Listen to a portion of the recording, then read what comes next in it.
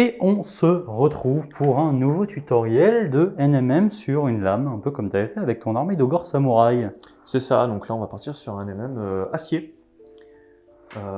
Toujours avec mes couleurs un peu fétiches qui sont le gris sombre, le gris clair, le blanc. Hop, je vais vous les montrer correctement. Voilà, donc le gris allemand pour le gris sombre, le light ghost grey,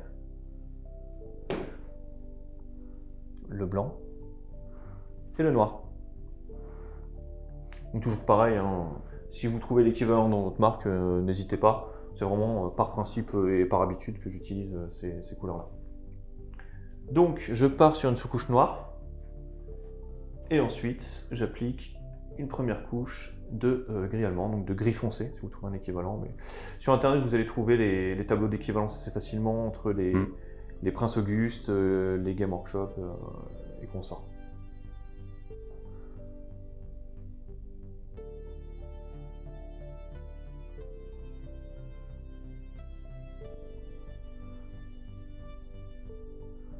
Donc là, tu nous recouvres tout, quasiment. Tout. Ok. Tout. Mais comme toujours, je travaille avec des assez dilués. Donc par transparence, on voit encore le noir à certains endroits. C'est voulu. Au passage, j'ai pas peint la garde, tout simplement parce que je vais la couper pour la fixer sur une main. Pour ceux qui se demandent s'il y a une astuce. Non, pas du tout. Puis ça te permet surtout de tenir l'épée. Exactement. Notre premier couche est posé. Et j'ai directement posé les lumières là où je veux qu'elles soient. Donc avec le light ghost grey ou le gris clair, si vous trouvez l'équivalent, bien sûr.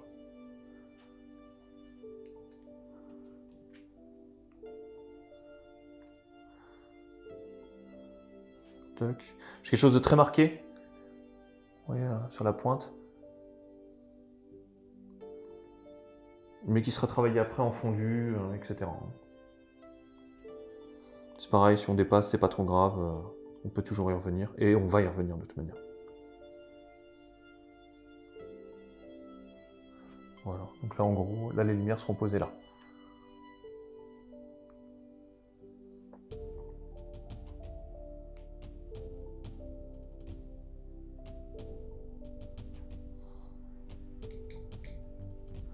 Donc là, pour l'exemple, on va faire un seul côté, puisqu'après, c'est exactement le même principe pour faire l'autre tranchant de la lame. Donc, Voilà. Une fois que j'ai posé mes lumières, vraiment pour avoir une idée directrice, je vais revenir avec mon gris sombre et je vais commencer à attaquer les fondus. donc là, tu as un peu dilué. Un peu beaucoup dilué, effectivement. Toc. Et même si j'en mets trop, par exemple là, comme je travaille avec des grosses dilutions, vous voyez, en repassant, ça lisse tout de suite. Et j'hésite pas même à tremper juste mon pinceau dans l'eau et à venir tirer ma peinture, comme ça. Donc là on voit encore la démarcation, mais au fur et à mesure des couches, eh ben, ça va s'atténuer puis disparaître.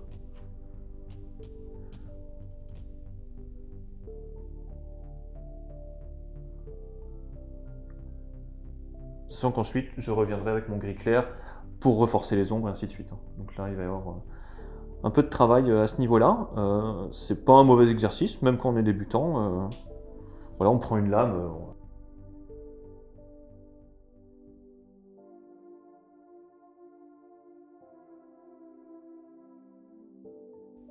Vous voyez, j'hésite pas, hein, même si je dépasse et que je mets un peu trop de matière sur certains endroits. Hop, de manière très diluée, je viens rectifier tout ça et étaler. Voilà.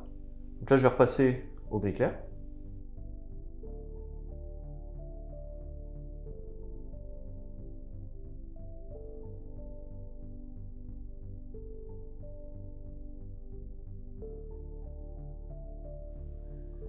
Ensuite, un des points essentiels aussi en NMM, c'est de ne pas hésiter à faire du lining. Donc ça, à la toute fin, quand on aura bien fini, je vous montrerai lining au blanc.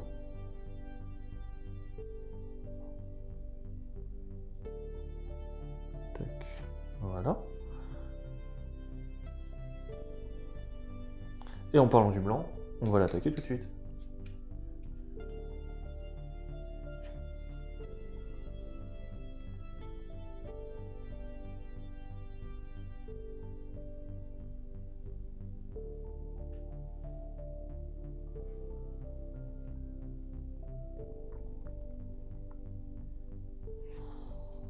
Une fois fini, on pourra l'enrichir, pourquoi pas, avec des teintes de marron, de bleu aussi.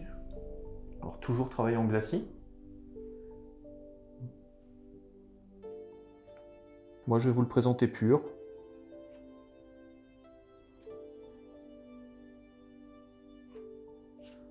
Vous voyez là à nouveau, ici on voit la démarcation.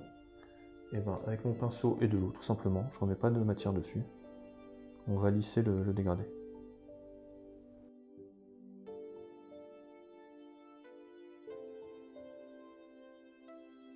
Nous allons passer au noir. Il ne faut pas hésiter justement à faire des parties noires, blanches, redégradées jusqu'au noir. C'est ça qui va créer le décalage et l'impression de trompe-l'œil justement.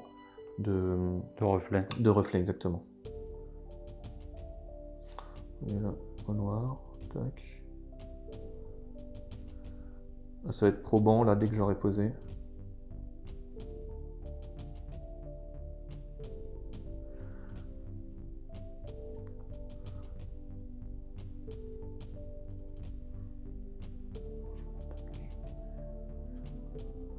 C'est justement ce contraste entre le blanc et le noir.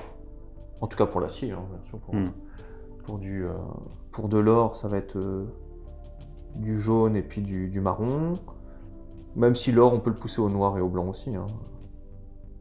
C'est vraiment ça qui va faire que on va avoir cette impression de lumière et que ça pète, quoi. Voilà. Là déjà, on a un beau rendu. Vous voyez, assez rapidement finalement. On pourrait s'arrêter là. Moi, je vais vous montrer le lining en plus, qui me semble essentiel. Ouais, c'est ce qui définit en fait justement. Les C'est volumes. là qu'on va avoir vraiment du blanc qui va être juxtaposé au noir et qui va donner un volume fou.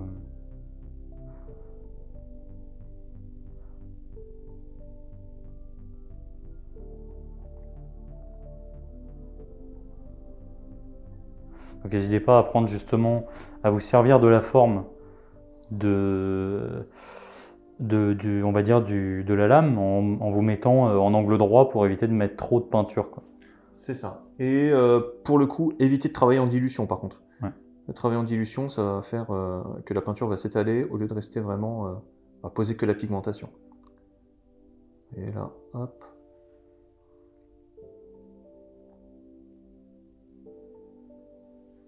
Voilà. On arrive sur ça. Donc là, ça permet de bien définir les volumes et les zones de travail. Ensuite, vous voyez là, j'ai un petit éclat ici que je vais rattraper au gris sombre, puisque c'est dans la teinte entre gris sombre et noir. Donc je vais passer un coup de gris sombre et un coup de noir pour rattraper ce petit débordement. Voilà. Et maintenant au noir.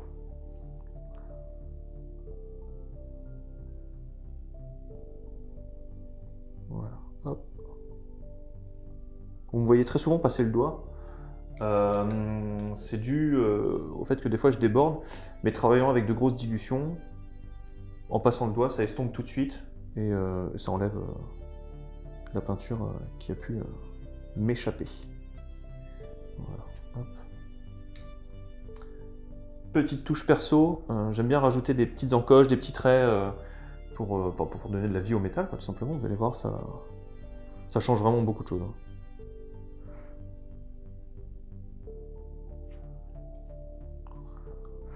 Donc plutôt avec des teintes assez claires pour trancher vraiment avec... C'est ça. On peut le faire également sur la partie blanche, qu'on viendra rehausser avec un lining noir également.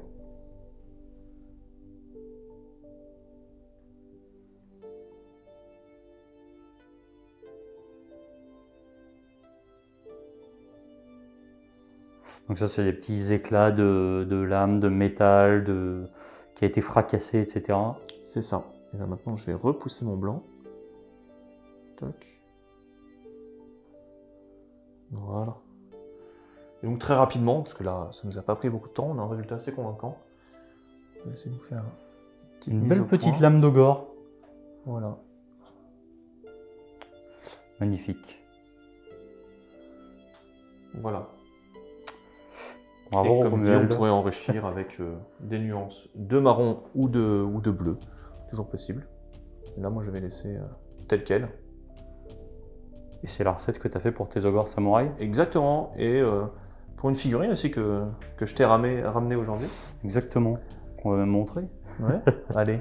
Et du coup, en tout seigneur, tout honneur, donc c'est comme ça que tu as fait le petit père Nagash. C'est ça, donc j'ai fait tout ce qui est métal non métal. Traitement l'os aussi, si ça intéresse les gens, on peut faire un tutoriel sur l'os. Pour le coup, appliqué à l'aéro et un petit peu au pinceau, mais surtout de l'aéro. Il est pas mal ce petit père. Ouais, il est assez reluisant. Exactement. Bah donc voilà, en Bien, tout cas, un corbeau caché. j'espère que ça vous a plu. Ouais, c'est un petit hommage à monsieur Heinrich Kemmler. Donc voilà, j'espère que ça vous a plu. Merci à toi pour ce beau petit tuto. Et je vous dis, salut, salut.